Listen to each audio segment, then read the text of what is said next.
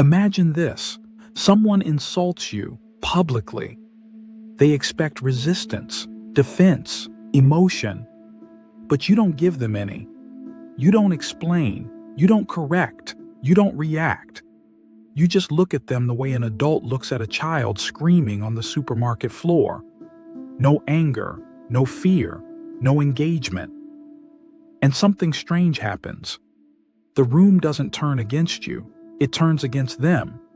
Because in that moment, they didn't expose you, they exposed themselves. That's when a toxic person realizes something terrifying. You're not food anymore. Tonight, I'm going to show you the hidden mechanics behind boundaries, how manipulators feed on reactions, and how to quietly remove yourself from their psychological control. This is how you become untouchable. This is not a "just ignore them" video. That advice is useless if your nervous system is still addicted to being liked, understood, or approved. We're doing something different.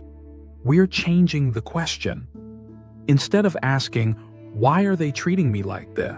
you start asking, "What reaction are they trying to extract from me?" Because manipulators run on one fuel source: emotion, attention, explanation, reaction. Remove that fuel, and their entire system collapses. Toxic people don't choose victims randomly. They choose emotional buffets. People who over-explain, people who rush to fix other people's feelings, or people who panic at the idea of being disliked. In dark psychology, this is called supply testing.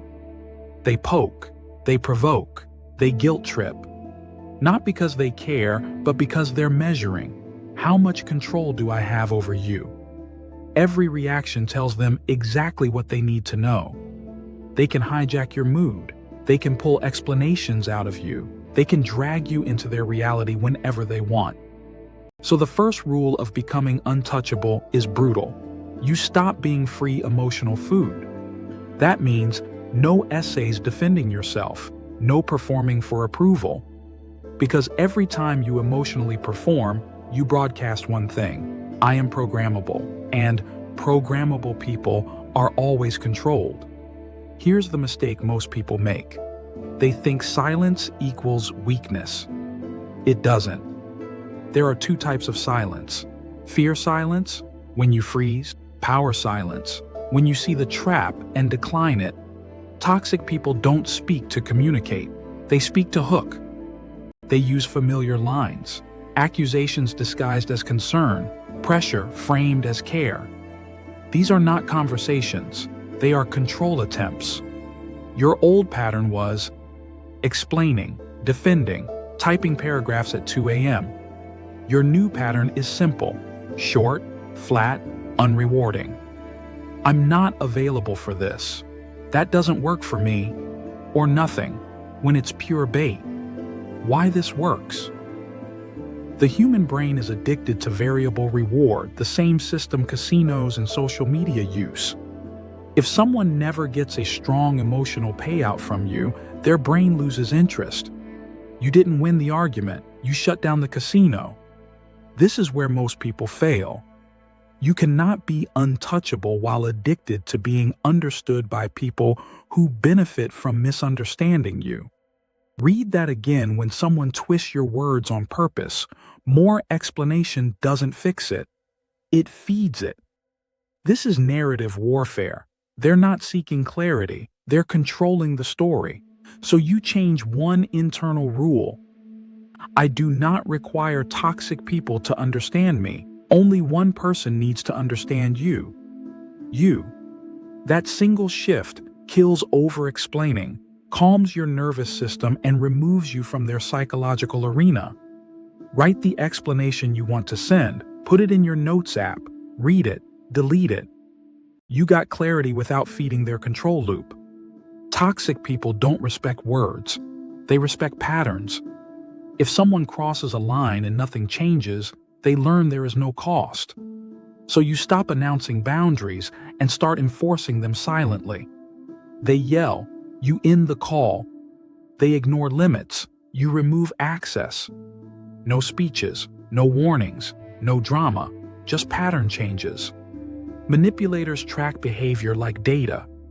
When bad behavior stops producing rewards, their brain receives a clear signal. This system is expensive to manipulate. You didn't teach them respect. You made disrespect unprofitable. Here's the uncomfortable truth. To become untouchable, you must accept that in some stories, you are the villain. Not because you are, but because they need you to be. When you stop overgiving, over-explaining, and absorbing emotional chaos, they lose control, and loss of control sounds like, "You've changed. You're cold now." These are not observations.